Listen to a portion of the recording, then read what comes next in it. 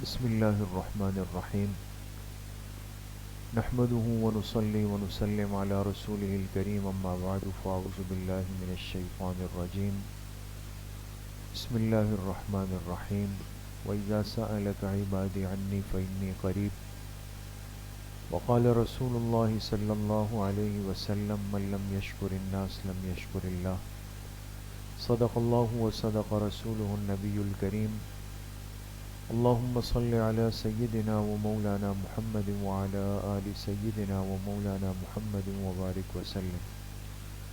اللہ سبحانہ و تعالیٰ کا بہت بڑا کرم اور احسان ہے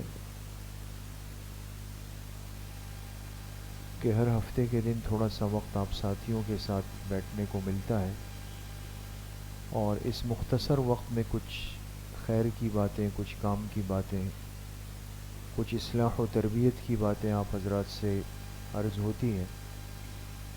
اللہ تعالیٰ آپ سب کی اس طلب کو، اس بیٹھنے کو اپنی بارگاہ عالیہ میں قبول فرمائے اور ہم سب کے ظاہر اور باطن کی اصلاح کا ذریعہ بنائے۔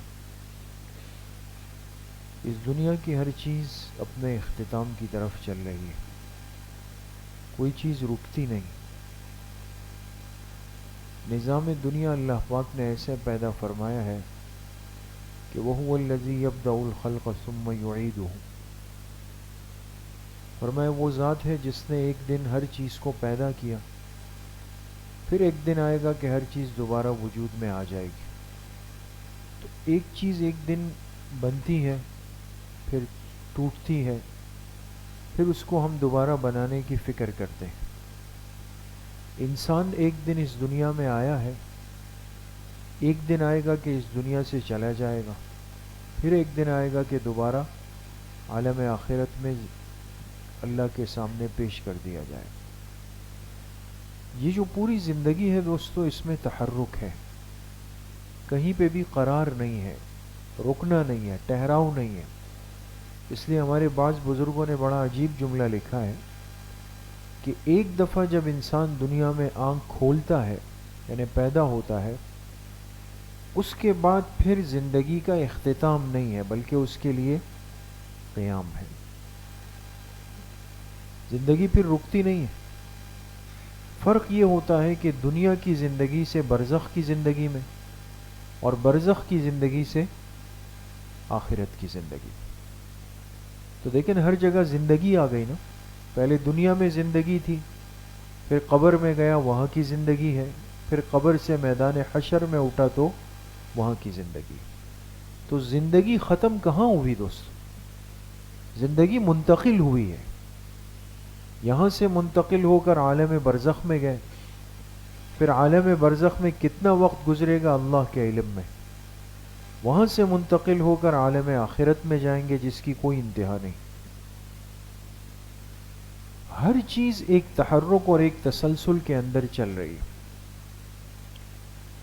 اسی طریقے سے آپ حضرات غور کریں، آپ کا سال تعلیمی شروع ہوتا ہے، پھر چلتا ہے، پھر ایک وقت آتا ہے کہتے ہیں بھئی اس سال کا اختتام ہو رہا ہے۔ تو اس اختتام سے مراد یہ نہیں ہے کہ سلسلہ بند ہو جائے گا، بلکہ آپ اگلے مرحلے کی طرف منتقل ہو جائیں گے دوست۔ بات سمجھ میں آ گئی؟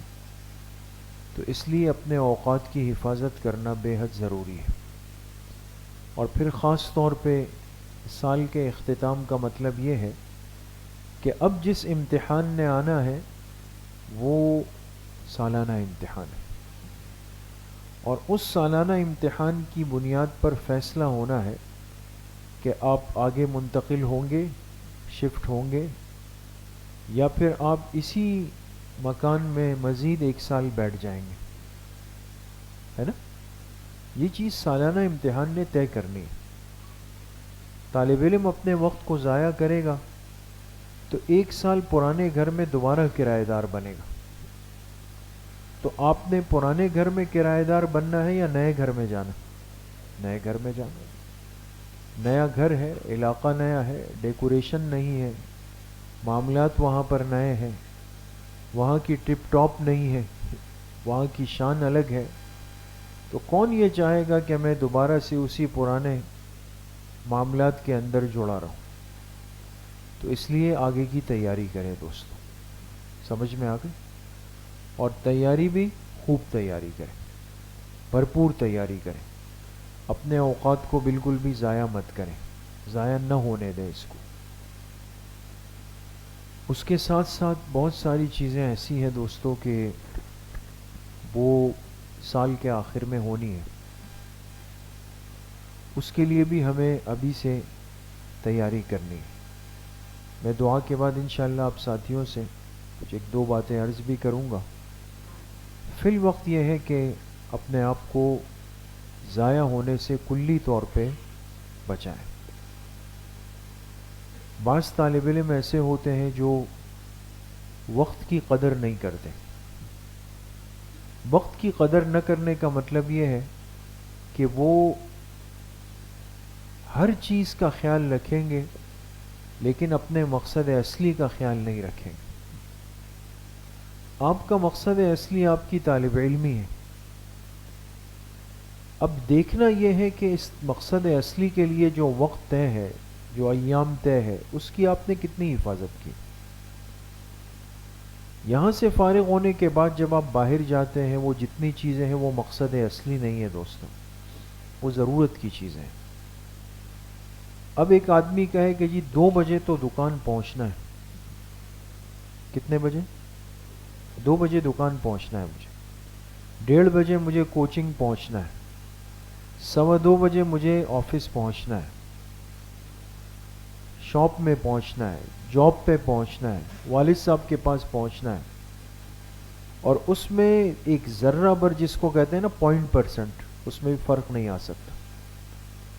وہ آپ آگے پیچھے نہیں کر سکتے بالکل بھی، اس میں جڑے ہوئے. لیکن یہاں کبھی 8 بجے آ رہے ہیں، کبھی 8:15 آ رہے ہیں، کبھی 8:20 آ رہے ہیں، کبھی 9 آ رہے ہیں. کبھی اٹھے معلوم ہے تھوڑی سردی زیادہ ہے، سر میں درد ہے، چلو آج چھٹی کر لیں گے، کل کیا ہوگا، ایک 10 منٹ باہر کھڑے ہو جائیں گے، ایک 2-4 باتیں استاذ کی سن لیں گے، اور پھر جو ہے وہ سینہ کھولتے ہوئے اور پھلاتے ہوئے آ کے کلاس میں دندناتے ہوئے بیٹھ جائیں گے. کیا فرق پڑا؟ ایسے طالب علم مت بنے دوستوں کہ جس کا اثر آپ کے آئندہ کے مستقبل پہ پڑ رہا ہو. آج کل آپ کے علم میں ہے کہ ہم دورے کے اسباق ہوتے ہیں رات کو. کسی کو پتہ ہے؟ دورہ حدیث کے طلباء کا رات عشاء کے بعد سبق ہوتا ہے. تو 8:30 کا ٹائم ہم نے رکھا، 8:30 سے 10:30 بجے تک شروع میں. پھر آگے بھی ہوتا ہے کبھی 11، 11:30، 12 بجے تک. تو رات کے اسباق میں طلباء سے پوچھا بھئی کون کون آ سکتا ہے. دورے کے طلباء تقریباً تیار تھے. ایک طالب علم ایسا تھا جو اس دن موجود نہیں تھا. اگلے دن آیا، میں نے ان سے کہا بھئی کل ترتیب بنی آپ کے علم میں؟ کہا جی ہاں. میں نے کہا 8:30 بجے پہنچنا ہے. ٹھیک ہے. کلاس میں سر ہلا دیا. جب ہم کلاس سے اترے تو 7 آنے لگا. جو طالب علم کلاس سے استاذ کے ساتھ آئے اور عام طور پہ نہیں آتا، ایک تو وہ ہوتا ہے نا جو اکثر و بیشتر کہ استاذ کی کتاب لے گئے، سلام کیا، خلاف معمول جو سلام کر لینا تو ہم سمجھ جاتے ہیں کہ ان تلوں میں تیل نہیں ہے، کچھ تو ہے جس کی پردہ دری ہے، کچھ نیا ہونے جا رہا ہے. تو ہم کہتے ہیں جی خیریت ہے؟ جی وہ مصافحہ کرنا تھا آپ سے. مصافحہ؟ تو 6 مہینوں سے ساتھ چل رہے ہیں، آپ نے تو مصافحہ نہیں کیا. آج آپ کا یہ مصافحہ سنت کا تو نہیں ہے، ضرورت کا ہے. جیسے جیسے آفس قریب آتا ہے تو ضرورت سامنے آ جاتی ہے. تو فرمانے لگے کہ وہ آپ نے 8:30 کا فرمایا، مجھے عذر ہے، میں نہیں آ سکتا ہوں. کیا عذر ہے؟ کہا کہ میں ایک جگہ کلاس پڑھاتا ہوں چھوٹی سی، بڑی عمر کے حضرات کو، تو وہاں سے آنا مشکل ہے میری. میں نے کہا آپ کئی سالوں سے پڑھا رہے ہیں؟ کہا جی. میں نے کہا 1 مہینے ان سے بات کر لیں، میں تو آپ سے ساری زندگی کی بات نہیں کر رہا ہوں. 4 سال سے آپ پڑھا رہے ہیں اور آئندہ بھی آپ پڑھائیں گے، صرف بیچ میں 1 مہینہ ہے نا. اس ایک مہینے کے لیے آپ ان سے بات کر لیں کہ مغرب سے عشاء ہم پڑھائیں گے، پھر ایک مہینے بعد پھر آپ اسی روٹین میں چلے جائیں. چلے میں پوچھ لیتا ہوں. اگلے دن کہا کہ وہ حضرات کہہ رہے ہیں کہ نہیں ہمارے پاس اس اعتبار سے مغرب سے عشاء کا وقت نہیں ہے. وقت تو یہی ہے. اگر آپ ایک مہینے کے لیے جائیں گے تو یہ ساتھی متاثر ہوں گے، آگے پیچھے ہو جائیں گے، تو نہیں ہو سکتا. تو میں نے ایسے ہی ان سے کہا، میں نے کہا پھر چھوڑ دیں وہاں کو، میں نے وہاں سے استعفیٰ دے دیں، پھر دے دیں گے استعفیٰ. کہا کہ جیسے آپ فرمائیں. تو یہ باتیں میں نے آپ سے اس لیے عرض کی دوستوں کہ صورتحال یہ ہے، ہم آپ کو آپ کے مقصد کے لیے بھی تیار کریں گے نا تو ہمیں بڑی محنت کرنی پڑتی. دوسری جگہ کے لیے اتنی سی بھی قربانی کے لیے ہم تیار نہیں ہیں. ٹھیک ہے دنیا کی مشکلات ہے، پریشانی ہے، کسی طالب علم کو الحمدللہ آج تک اس اعتبار سے ہم نے تنگ نہیں کیا. اگر کیا ہو تو وہ بتا دیں کہ ہم نے کہا ہو کہ نہیں جی آنا ہے. ہوتا ہے مدارس میں طلبہ جہاں داخلہ لیتے ہیں ان کو پابند کرتے ہیں کہ نہیں جی آپ نے آنا پڑے، نہیں آ رہے چلو بیگ اٹھاؤ والد صاحب کے حوالے کیا جائے، بھائی جہاں لے جانا ہے داخل کر دو. ہم ایسا نہیں کرتے الحمدللہ، اس لیے کہ ظاہر سی بات ہے مشکلات ہے، ضروریات ہے. ایک طالب علم تھوڑا پڑھ لے یہ زیادہ بہتر ہے اس سے کہ وہ بالکل ہی ترک ہو جائے.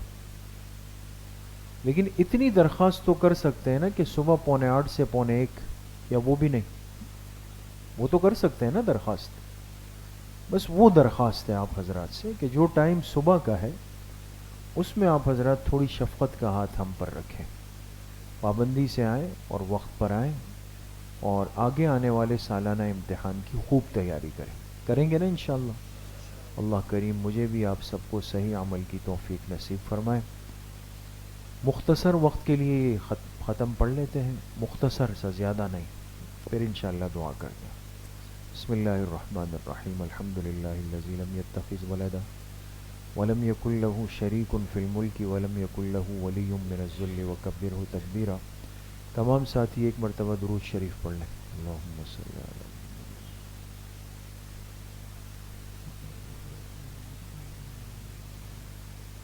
ایک مرتبہ سورہ فاتحہ پڑھ لیں. بسم اللہ الرحمن الرحیم. الحمد للہ.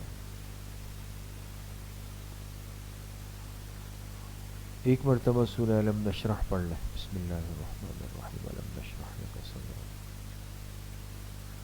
فإن مع العسر یسرا. ایک مرتبہ سورہ اخلاص پڑھ لیں. بسم اللہ الرحمن الرحیم. قل هو اللہ احد اللہ الصمد. ایک مرتبہ درود شریف پڑھ لیں. اللہم صلی علی محمد.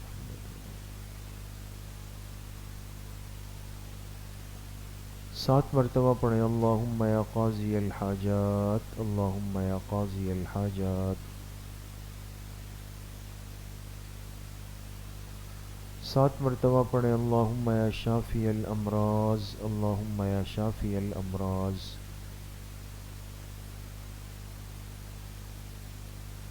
7 مرتبہ پڑھیں. اللہم یا ارحم الراحمین، اللہم یا ارحم الراحمین. ایک مرتبہ درود شریف پڑھ لیں. اللہم صلی علی محمد.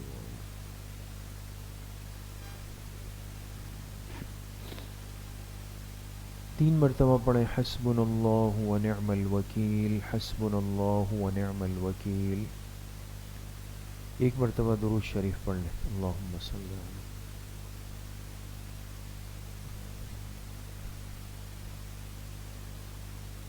3 مرتبہ پڑھیں. واعف عنا واغفر لنا وارحمنا انت مولانا فانصرنا علی القوم الکافرین. واعف عنا واغفر لنا وارحمنا انت مولانا فانصرنا علی القوم الکافرین. ایک مرتبہ درود شریف پڑھ لیں. اللہم صلی علی. 3 مرتبہ پڑھیں. الا بذکر اللہ تطمئن القلوب، الا بذکر اللہ تطمئن القلوب. ایک مرتبہ درود شریف پڑھ لیں. اللہم صلی علی محمد وعلی آل محمد. كما صليت على إبراهيم وعلى آل إبراهيم إنك حميد مجيد اللهم بارك على محمد وعلى آل محمد كما باركت على إبراهيم وعلى آل إبراهيم إنك حميد مجيد. جتنے ختمات مبارکہ پڑھے گئے ان کا ایصال ثواب جناب رسول اللہ صلی اللہ علیہ وسلم کو آپ کی قبر مبارک میں اور آپ کے واسطے اور وسیلے سے پوری امت مسلمہ کو اللہ پاک ان کی قبروں میں نصیب فرمائے. کچھ دیر کے لیے مراقبہ کریں گے، ساتھ ہی اپنے سروں کو جھکا لیں، آنکھیں بند کر دیں، دلوں کی طرف متوجہ ہو جائیں. دل میں تصور کریں کہ اللہ کی بارگاہ سے انوارات فیوزات تجلیات اتر رہے ہیں، میرے دل میں سما رہے ہیں، جس کی برکت سے میرے دل سے گناہوں کا میل کچیل زنگ ظلمات قدورات سب نکل رہا ہے اور میرے دل کی ہر دھڑکن کہہ رہی ہے اللہ اللہ اللہ.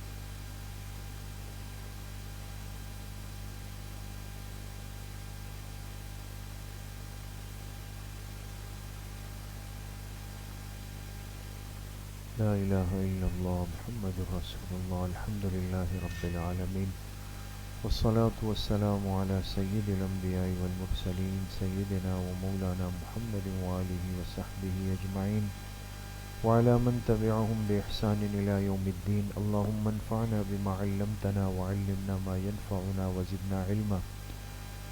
اللهم إنا نسألك علما نافعا ورزقا واسعا وشفاء من كل داء. اللهم بارك لنا فيما رزقتنا واغفر لنا وارحمنا.